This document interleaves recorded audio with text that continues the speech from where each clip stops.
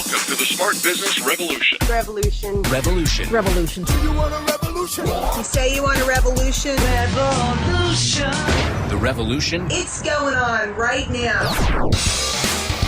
Welcome to The Revolution, the Smart Business Revolution podcast, where we ask today's most successful entrepreneurs to share the tools and strategies they use to build relationships and connections to grow their revenue.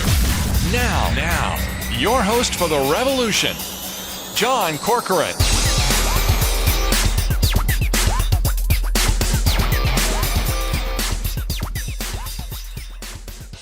All right, welcome everyone. John Corcoran here. I'm the host of this show. And, every week I get to start to talk to smart CEOs, founders, and entrepreneurs of all kinds of companies ranging from Netflix to Kinko's, YPO, EO, Redfin, Activation Blizzard. Check out the archives. You'll see some great episodes there. I'm also the co-founder of Rise 25, where we help connect B2B business owners to their ideal prospects. And my guest here today is Melanie Booher. She is an author, a publisher, president of Influence Network Media, which is a hybrid book publisher. We'll talk about how she got into book writing and also helping others to use a book really as a calling card to distinguish yourself, give yourself authority, to introduce others to the work that you do. We're going to break down some of the different strategies that were really working well today, especially if you feel like you don't have any time to put a book out there. So we'll talk all about that. She's the author of a number of different books, including Conscious Culture and Powerhouse, and she lives outside of Cincinnati, Ohio, with her husband and 3 children and dog who might be barking, just to warn all of you who are crazy about the audio.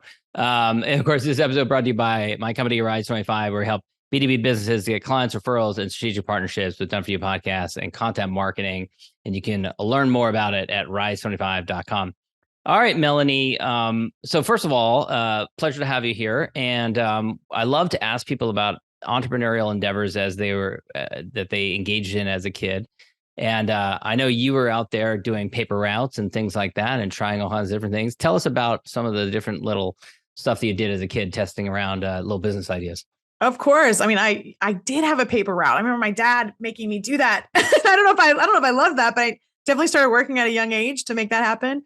In addition to, selling the Girl Scout cookies and lemonade stands. I think I did all kinds of things like that. As I got older, I kind of had my main profession, and on the side, I was always doing, one was called like a jewelry sales thing on the side. One was like a gifts, 31 Gifts, which was selling women's organization stuff. I loved the connection and building the relationships. At the time, I didn't know that was necessarily entrepreneurial, right? A lot of those, especially as I got older, those were more the get together, have fun nights together, and then see if people want to buy stuff. And it started like that. Yeah. Like the modern day Tupperware party. Modern day Tupperware. Yeah, absolutely. Absolutely. Yeah. And you worked your way up in HR, and you were actually working in a company, and this is kind of a devastating story, but you were working in a company, working really hard, this 90-person company, to help them to qualify for Best Place to Work, which is a designation. And it didn't go so well. Tell us the story. It did not. So for me, we took Best Place to Work very seriously. That's a thing here in Cincinnati. And we had been working on it for 4 years, doing the employee engagement surveys. And finally, in that 4th year, we got invited, like as a finalist, to come to the Cintas Center. We gave everyone a half day off. It was a huge deal. We had matching shirts and pom-poms. And so we showed up at the event. I have this great picture that I often show of me and like 15 of my favorite coworkers celebrating, me holding the prize in the middle. And we won. But the rewind to that was, and if you could see past the smile that I had there, that morning, the CEO had texted me and said, "I'm not coming. Like, I don't really care." His exact wording was, "I feel like it's like, say, soccer and everyone gets a prize," which was painful. Right. And so I knew that we just didn't agree. We didn't agree on how we were fundamentally doing things. I wanted plus you'd worked so hard on this, like 4 years of work. Jeez. So hard. And if I should have that picture handy, I mean, it's one of those things where, if you look at that picture now, there's 15 of my favorite coworkers of all time. 2 are left, right? And that was in 2015, 2016. So it's fall of 15. So a lot of turnover after that. Yeah. Good people don't stay working for leaders that don't care, and that was let me ask you this. How do you think you qualified in spite of the fact that the person at the helm kind of didn't care. And it seems like, after the fact, a lot of people left. I imagine you didn't have the turnover at the time, or else you probably wouldn't have qualified at the time. Agree. We just had a really great management team. And so it was kind of smoke and mirrors. You can hide some of that for a little while. But for me, that was why I ultimately left corporate America, and I decided to start my own company. And so that was the push I needed to say, hey, like, I really, really want to try something new. And I have kind of a calling for the, helping small businesses. And so that's what I did. Yep. And we'll get to writing the book, which helped to convey authority for you. But first, I always like to ask about this. So was it a hard sell to go to the other companies and say, I want to help you to improve your culture? Because it's a couple of steps removed from the bottom line. It's a couple of steps removed from, I'm going to help you get more clients or whatever. Was that a hard sell? It is not an easy sell. And I'll tell you, it's because you don't have something physical you can put in their hands, right? So in consulting HR world, I can sell recruiting. I can sell a handbook. There's things that I'm giving. But when you start talking culture and you're talking about looking behind the magic curtain, right? Let me show you let's talk about your warts and how we make them better. That was hard. Ultimately, that's why I needed a book, right? I wanted to be able to say, hey, can I give this away? It was kind of a pay it forward moment. Can I get this in more people's hands so that more people can create great places to work? We work so many hours, right? If we're going to be away from our family and loved ones, shouldn't we enjoy what we do? So ultimately, especially through COVID, the slowdown in COVID gave me time to write. And I got that going. And then kind of a byproduct of that was I created a game, which I know you and I didn't really talk about that much. But no, I wanted to ask you about it because I saw that you have that. That's a really an even kind of different format of getting your expertise out there. It is. I think that it brilliantly maybe came about. I know it came about playing Cards Against Humanity one night. Maybe we had some whiskey or something like that. But my husband said, he said, but you really need something sticky, like that people are they're going to love this. They're going to want to do more of it. And so he said, you need a game. And so gamifying's huge, right? So went down that path and kind of brainstormed it out. And we do have something launching later this year, but we've been beta testing for the past 2 years. And it is something that one of my CEOs said, we got more done in 2 hours than we have in 10 years because it gives a really tangible way to move culture forward. And that's what we needed. So, we needed to do that.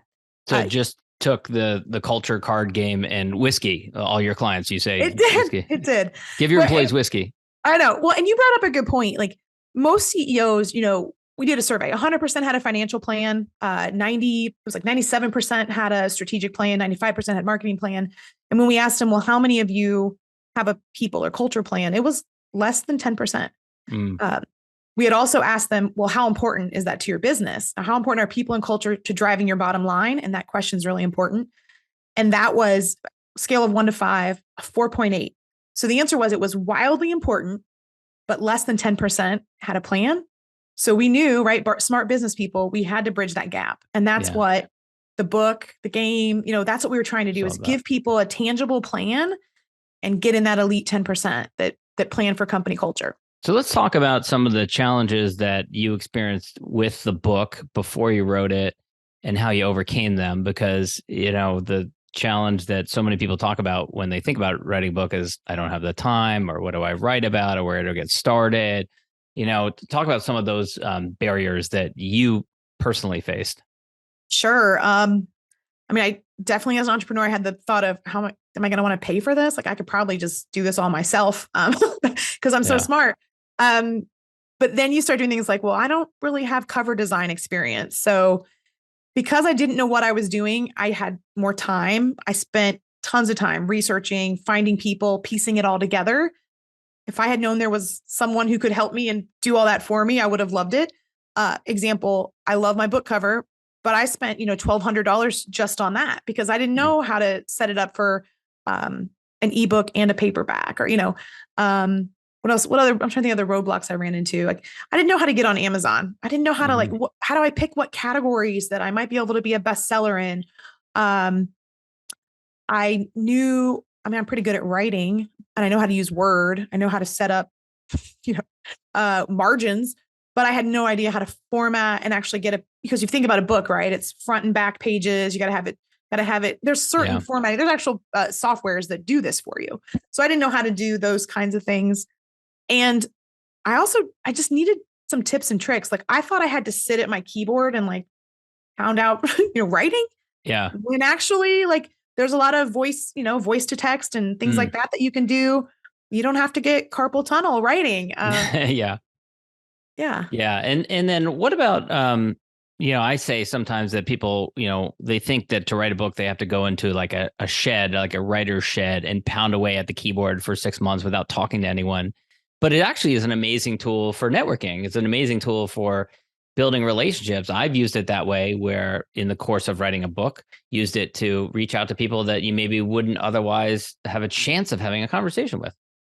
Absolutely. I think so. There's lots of publishers out there, tons that people could go with. What makes us different is this, we're doing collective books. So when you mention like the network and the relationship, our idea is that we can get about 10 people to all write and to do about a chapter a piece.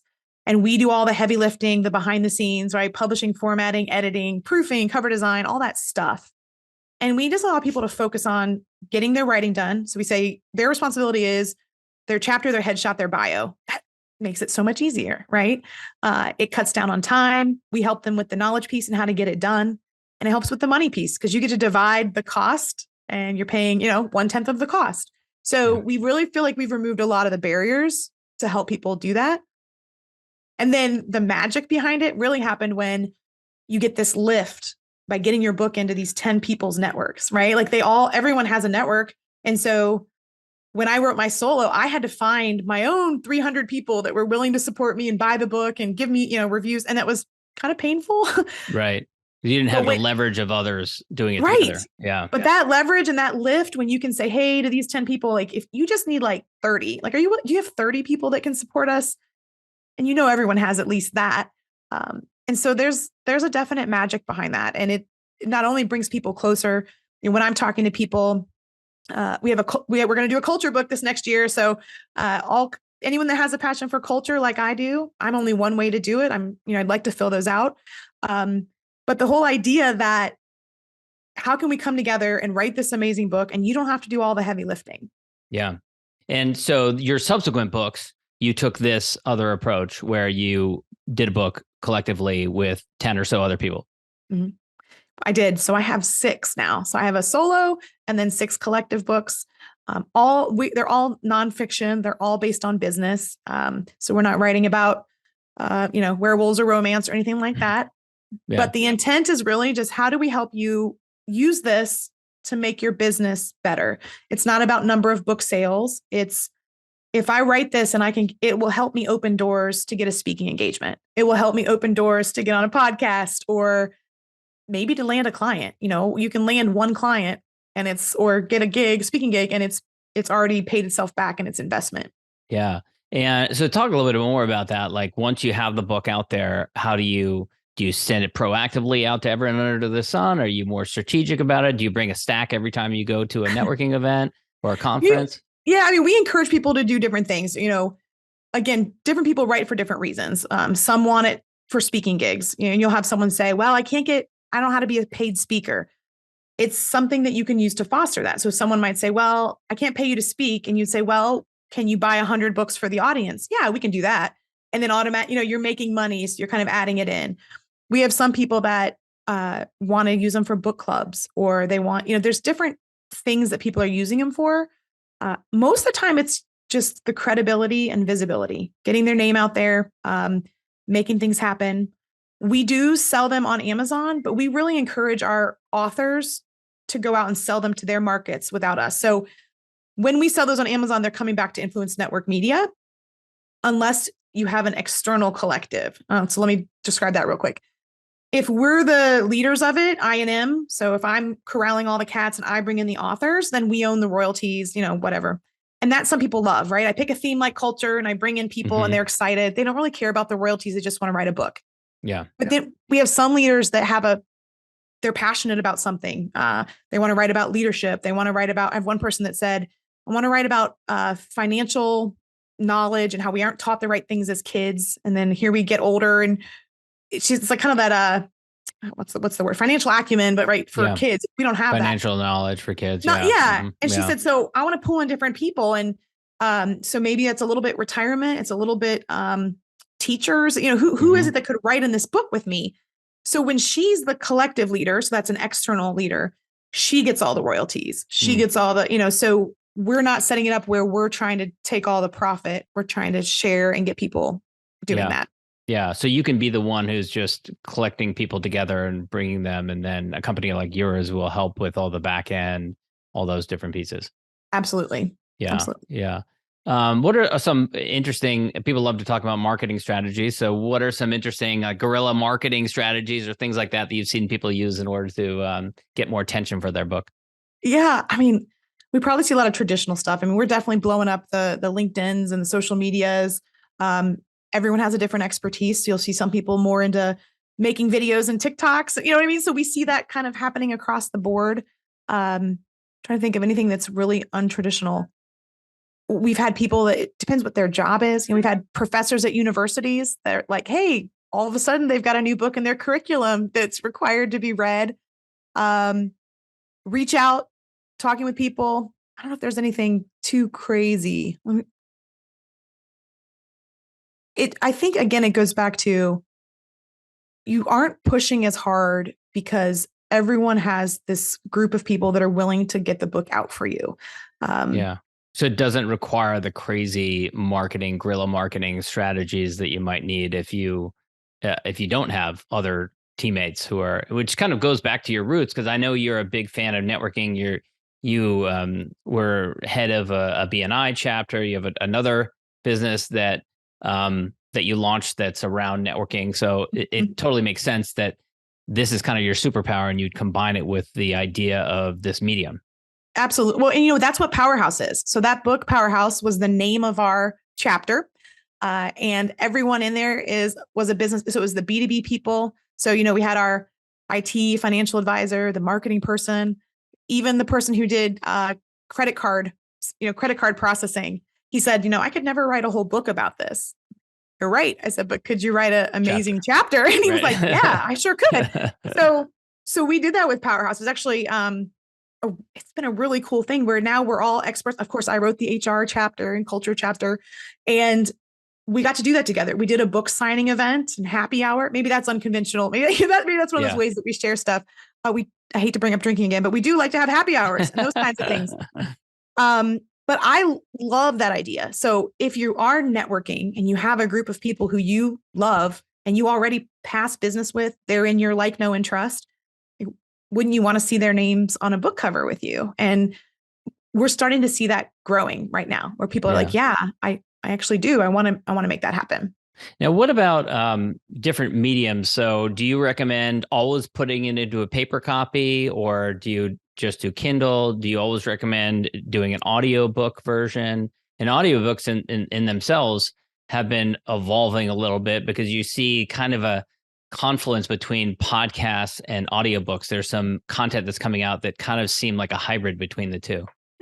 Yeah. So we always do the ebook and we encourage that first because that's the way that part of our creative marketing, if you will, is right. We drop the ebook price for the launch day. So for $1.99, right? Would you support me launching my book? And the answer is yes. Most people will pay $2 to support you. The next week we launch the paperback. So we always do those two.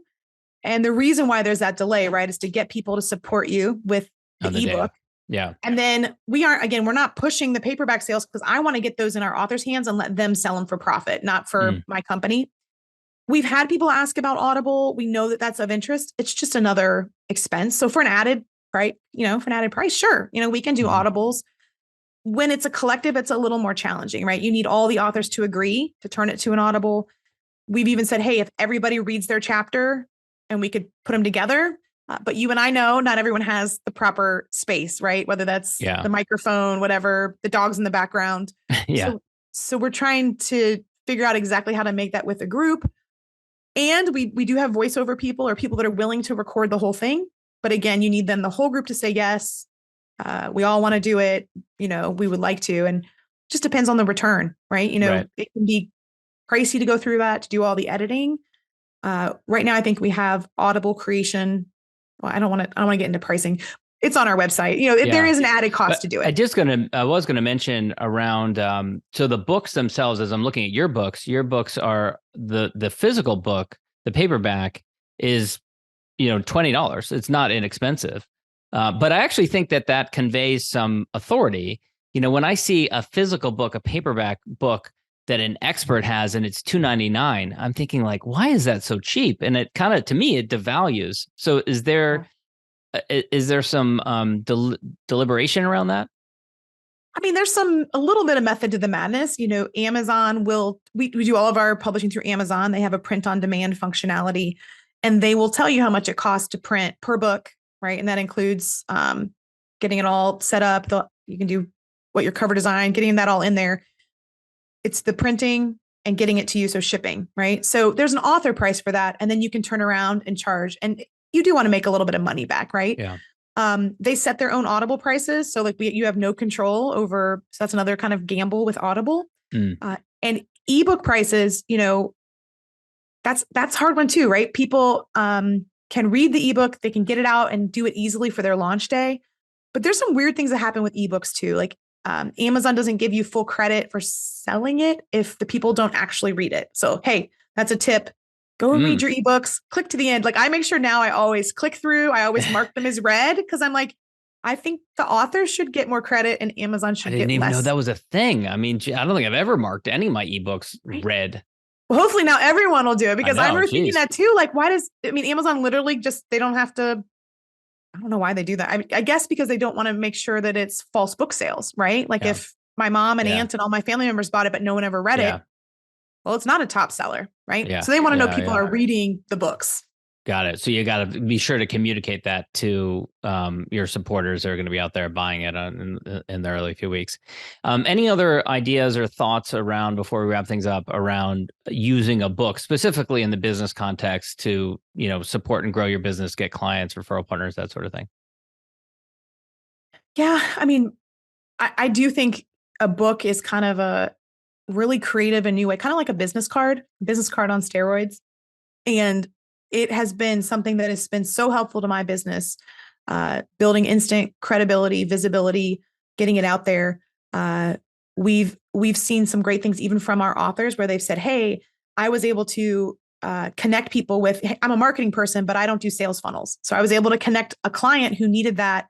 And we already had business before the book even came out because we did something like this, right? So just learning people's expertise a little bit more, and coming from a place of abundance, right? Like just because I'm in marketing doesn't mean I do everything, or just because I'm in HR, right? Or I love to have those connections who I can hand off work to and pull them in to do great stuff. Yeah. Well, Melanie, this has been great. I love to wrap up with my gratitude question. I'm a big fan of gratitude. And, as you look around at peers and contemporaries, business partners, mentors, others in your industry, however you want to define that, who would you want to just shout out? Who would you want to acknowledge and thank them for helping you in your journey?